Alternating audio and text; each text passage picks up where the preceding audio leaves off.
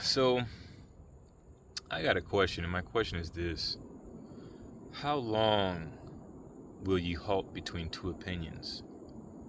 How long are you going to keep serving two masters?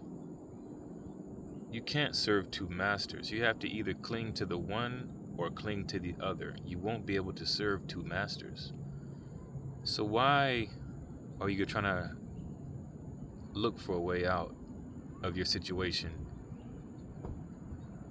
and yet you don't turn from that master that's keeping you in that situation?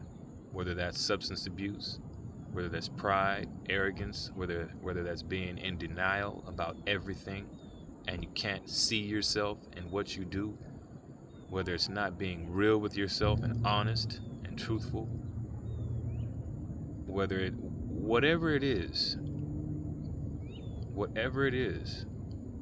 how long are you going to continue to be in that frame of mind and then desire to change? There is no change if you're not willing to come out and separate from that belief you have, from that God you have that's keeping you in that situation and that circumstance. You have to leave it. You have to get out of it. There is no help. There's no hope if you're still serving the same God that has you in that rotten condition. And don't think it's the Almighty Creator that's keeping you there. It's the fact that you are stuck between two minds. You want to do one thing, but you can't stop doing this other thing. That's not going to work. You have to totally leave that thought process. You have to leave that world behind. You have to leave that God behind.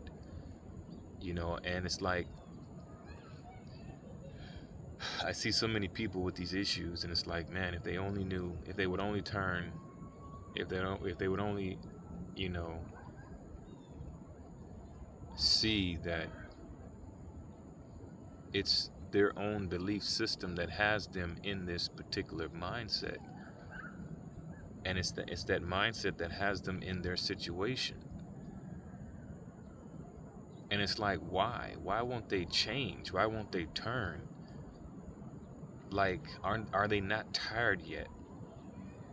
Are they not tired of the same old issues and problems and drama? Are they not tired of that? And yet they still won't turn. It's like they cry and they complain and they want change, but yet they still do the same thing that got them in that problem, that got them in that situation in the first place. That's insanity, to want change and to cry out and not do anything different to get out of that situation. It's like you're crying and hollering while you're holding a burning iron, a hot iron. You're sitting there burning your hand, and you're crying and complaining about it, and it's causing you all type of grief and problems, but you're still holding on to it. You won't let it go. That's insanity.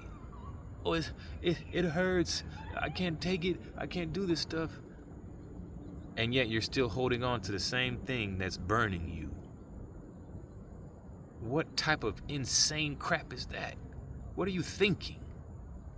You think that's gonna change? You think it's just gonna change by itself? No, it changes when you let go.